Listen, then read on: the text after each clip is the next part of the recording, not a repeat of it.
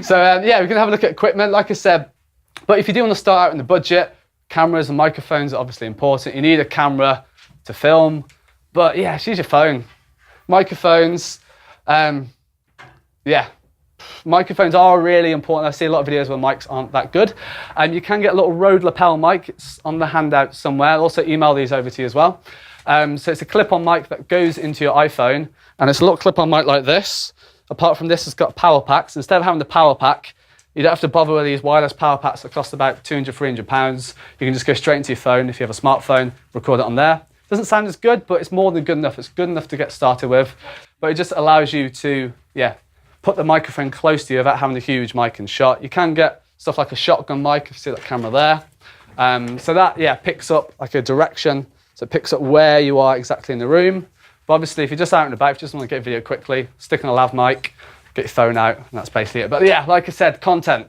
It doesn't matter if you've got the best equipment in the world. It doesn't matter if you've got the fanciest microphones. If you're recording in a recording studio, if you're talking about something you don't know about, or if you're trying to sell something that people don't want, it's pointless. Like, you might have the best wheelchair in the world and might have the best features, but someone who doesn't need a wheelchair is not going to buy a wheelchair. It's the same with videos. If you're making a video that no one wants to watch, try and understand what your audience wants, try and understand exactly their needs, their frustrations, and solve their frustrations. For me anyway, a lot of it's how-to. So if someone's stuck on, I don't know, using a certain music plugin, but how to use this plugin, and people will search for that. But if I'm trying to give them something they don't want, no one's going to want to watch it. So that's more important than cameras and equipment. DSLRs or camcorders. So this camera here is a DSLR. This one's great because it has interchangeable lenses. So if you want to move the lenses around, if you want to get like a blurry background, you can change the camera around and do that. You can get different zooms. The only bad thing about DSLRs like this one is they only have a record time of about 15 or 20 minutes. So if you talk quite a lot, it's going to go off after about 15 or 20 minutes. But if you want to do short YouTube videos, or do more kind of artsy videos, like Maury's going to show us later on, DSLRs are fantastic. But if you want to do something like this, when I'm talking, well, we're going to talk more than 15, 20 minutes. You want a camcorder like this one at the back. And this allows you to record as long as, or as big as the memory cards are. So this one has internal memory of 64 gigabytes, and you can add up to like another 128 gigabytes. So basically, with that one, you can record for about 8 hours consecutively. So if you're doing a conference, if you're doing any kind of videos and you want to talk for a long time, this kind of camera is useful. Because my ones, I do a lot of live streams, and I'm talking, yeah, for 2, 3, 4 hours at a time.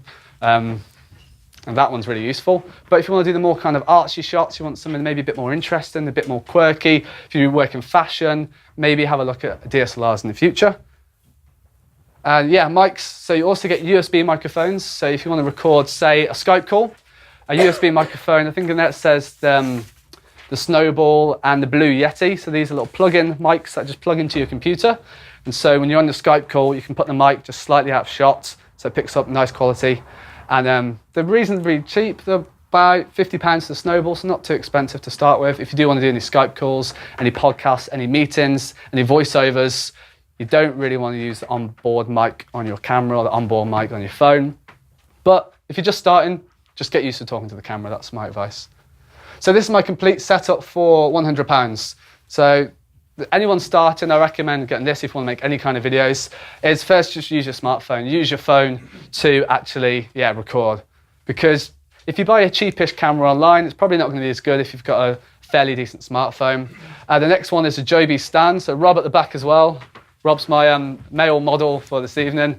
There's a stand on there. It's like a bendy stand. So if you want to hold it as a selfie, you can do that. Or if you want to open it as a tripod, you can do that. So you can rest it on the side, you can put it there. And these you can get for your iPod as well, or your iPhone as well, or any kind of smartphone you can attach to that. You can attach a DSLR, you can attach a point and shoot, which is one of those smaller cameras. So these Joby stands are really useful. And there's a feature I got taught a few moments ago, actually. We can turn it into a stabilizer. So Hayden over there taught me that. So you can put it around your wrist and you can do stabilized shots. So if you want to do any kind of jewelry, for instance, you could do a nice moving shot. So you don't have to buy a dolly, you don't have to buy that. Just use one of these cheap Joby stands. In my experience, they work pretty well. They're great for travel bloggers. So if you're out and about, you see these kind of vlogs on YouTube, it's people walking around. 9 times out of 10, they've got that tripod. Lav mic, the one I talked about before, that's the Rode Smart Lav that plugs into your phone. and all that is £100. So if you want to get started, I recommend just using that. That's more than good enough to put your videos on YouTube. That's more than good enough to build a following. There's a lot of people out there who have videos that have millions of views. For example, the Ty Lopez video here in my garage, if anyone's seen that.